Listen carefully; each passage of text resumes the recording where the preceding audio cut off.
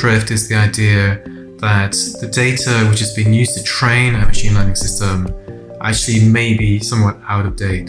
So we were talking about COVID, and I think that's a good example where maybe a machine learning system might have been trained pre-COVID on the pre-COVID world, but now in a post-COVID world, using an AI system which has been trained not to take into consideration the current situation, that is actually not going to be good. So we were thinking about things like bank loans before, where maybe then trying to give a machine which is giving a bank loan prediction right now in a potentially post-COVID world, but if it's not being trained on data which is relevant, it was in a pre-COVID environment, then you can't be confident that these predictions are going to be very good or very useful.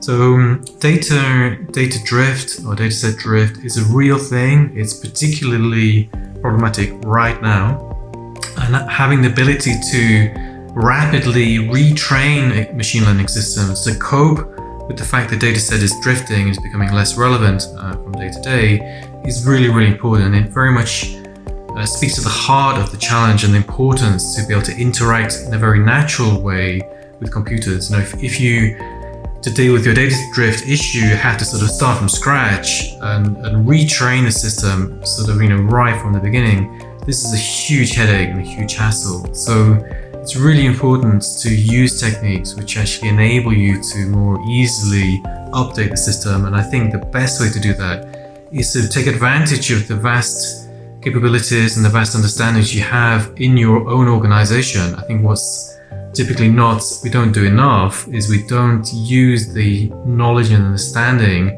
that our own employees in our organization actually have of the way that problems could be solved.